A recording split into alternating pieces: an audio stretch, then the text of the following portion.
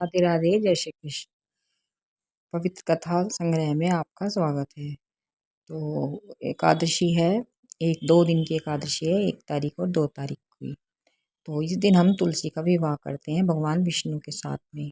तो विष्णु भगवान का कोई भी रूप हो, आप उसे ले लीजिए। आपके पास लड्डू गोपाल है या राधे कृष्ण कृष्ण जी की मूर्ति है, उसके साथ आप उनका विवाह संपन्न करा सकते हैं। तो आइए जानते हैं कि इनका विवाह तुलसी जी से क्यों हुआ था। वृंदा नाम की एक मतलब कन्या थी, जो इसका विवाह जलंधर के साथ हुआ था। तो जब जलंधर को देवता युद्ध में नहीं परास्त कर पाए, तो उसे परास्त करने के लिए उसका स्त्री सतीत्व भंग करना जरूरी था। तो इसलिए भगवान विष्णु ने उसका सतीत्व भंग कर दिया। और जब वृंदा ने यह पहचान लिया तो उन्हें शाप दिया। वृंदा ने उन्हें शाप दिया कि तुम पत्थर हो जाओगे। तो वे जड़वत हो गए। इस पर रुक्मणी को, मतलब माता महालक्ष्मी को बहुत दुख हुआ। तो उन्होंने वृंदा से प्रार्थना की। तो जब भगवान विष्णु उसकी चिता की भस्म लेकर घूम रहे थे, तो उन्हें कुछ बीज दिए और कहा कि इन्हें उनकी चिता में डाल दो। तो उनकी चिता से फिर तुलसी, धात्री और मालती नाम की वनस्पतियां उत्पन्न हुई। भगवान विष्णु से तुलसी ने और धात्री मालती ने, तीनों ने उनसे प्रीति की।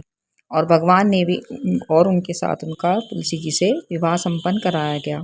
तो भगवान ने भी उन्हें आशीर्वाद दिया कि तुम्हारे बिना मेरी पूजा अधूरी रहेगी। तो इस प्रकार उन दोनों का विवाह संपन्न हुआ। और आज भी भगवान विष्णु बिना तुलसी के भोग अर्पण मतलब स्वीकार नहीं करते, और उन्हें तुलसी दल डालकर ही भोग अर्पण किया जाता है। तो इस तरह से एकादशी के दिन भगवान तुलसी और भगवान विष्णु का विवाह संपन्न कराया जाता है।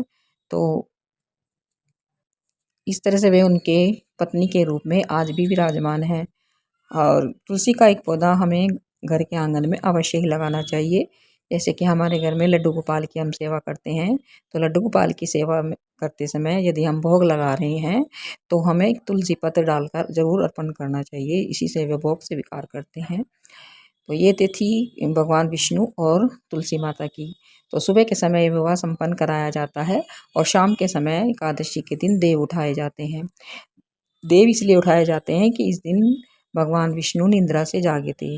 4 महीने की निद्रा के बाद वो जागे थे, क्योंकि आषाढ़ के महीने में वो निद्रा में चले जाते हैं, और कार्तिक के महीने में देव उठनी एकादशी के दिन वो जागृत होते हैं। अर्थात उन्हें जगाया जाता है, स्तुति के द्वारा उनकी पूजा वगैरह की जाती है। तो इस तरह से उनका विवाह संपन्न रहता है और देव उठाए जाते हैं। कार्तिक मास में तुलसी पूजा का विशेष महत्व है, इसीलिए भगवान विष्णु के साथ साथ तुलसी जी की पूजा भी हमें करनी चाहिए। तो तुलसी का एक पौधा आप अवश्य लगा लीजिए। यदि आप कार्तिक स्नान कर रहे हैं, यदि वैसे भी नहीं कर रहे हैं, तो घर में एक तुलसी का पौधा होना बहुत ज़रूरी है। इससे नेगेटिविटी दूर होती है, घर में मतलब सुख शांति बनी रहती है। एकादशी के दिन जब देव उठाए जाते हैं, तो इसी दिन से मांगलिक कार्य भी शुरू हो जाते हैं, विवाह कार्य भी संपन्न हो जाते हैं। सभी के विवाह कार्यों में जो अड़चने आ रही थी, वे अब दूर हो जाती हैं। यदि इस दिन किसी का विवाह वगैरह नहीं सूझ रहा है, तो इस दिन यह विवाह कराया जा सकता है। तो इस तरह से तुलसी विवाह का विशेष महत्व है, एकादशी का विशेष महत्व है। तो एकादशी को हमें जरूर मनाना चाहिए।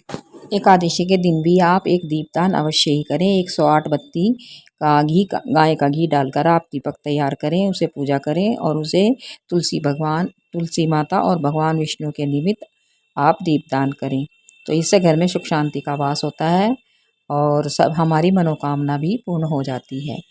जानकारी अच्छी लगी हो तो एक लाइक और कमेंट करें, चैनल को सब्सक्राइब करें। राधे।